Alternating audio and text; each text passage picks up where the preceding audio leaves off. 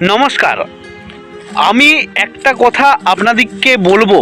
আমি এই মুহূর্তে আছি সবচেয়ে বড় জঙ্গল এশিয়ার ইনথাইরাইড জঙ্গলে আছি। হ্যাঁ, আপনারা হয়তো বলবেন এটা আবার কখনো বাপের জন্মে আমি নাম শুনিনি। ইনথাইরাইড জঙ্গলটা কি আমি জানি, এই জঙ্গলের নাম মানচিত্রের বাইরে, এই কারণেই সেটা আমি জানাবো আপনাদেরকে। কিন্তু আপনি দেখুন এই মুহূর্তে আমি আছি এমন একটা ভয়ানক পরিবেশে, সেখান থেকে সাপ, ব্যাঙ, ছুঁচো, ইঁদুর, এমনকি রয়্যাল বেঙ্গল টাইগার পর্যন্ত আমাকে ছিঁড়ে খেতে পারে।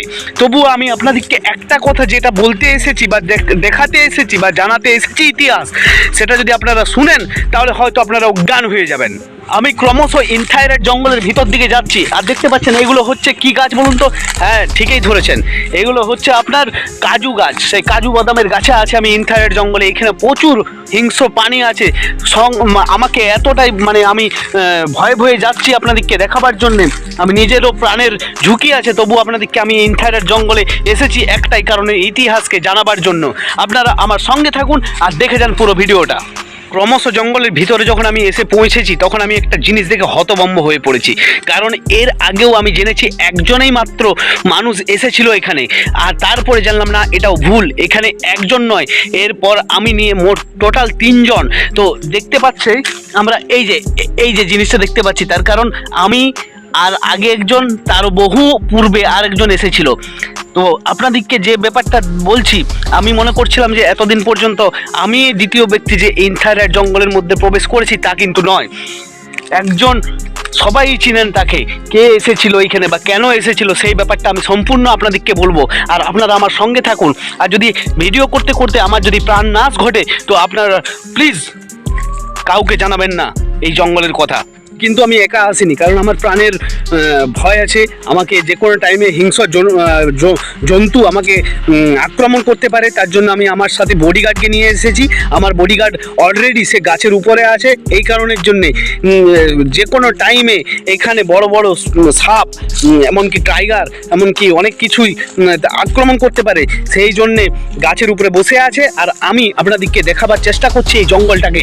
আর এই জঙ্গলে জানেন কি একটা জিনিস ঘটেছে, সেই জিনিসটা বলবো আপনাদেরকে, আপনারা আমার সঙ্গে থাকুন।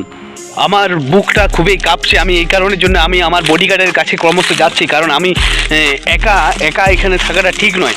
আমার বডিগার্ড ওই যে উপরে উঠে যাচ্ছে ভয়ে, আর আমি নিচে আছি। এই কারণের জন্য আপনাদেরকে শেষ পর্যন্ত কথাটা বলেই দিই, শুনুন। আমাদেরকে কিন্তু এখানে আর বেশিক্ষণ থাকা ঠিক নয়। এইখানে ইতিহাস সাক্ষী আছে। জানেন কি, এই ইনথাইরাইড জঙ্গলে শুধুমাত্র পটি করার জন্য এসেছিল। হ্যাঁ, শুধুমাত্র বন্ধুরা পটি করার জন্য ইনথাইরাইড জঙ্গলে এসেছিল। কে জানেন?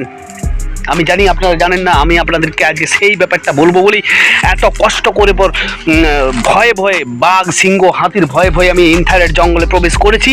আর আমি সেই জায়গাতে দাঁড়িয়ে আছি আমার বডিগার্ডকে নিয়ে কারণ বডিগার্ডকে নিয়ে আমি সেই জায়গাতে দাঁড়িয়ে আছি।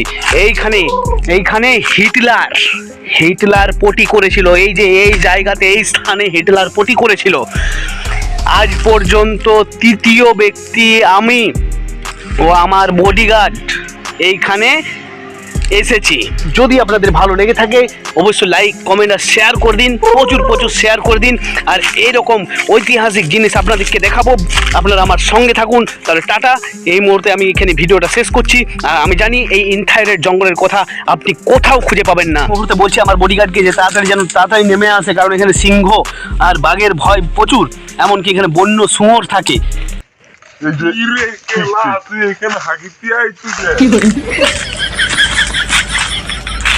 কাট।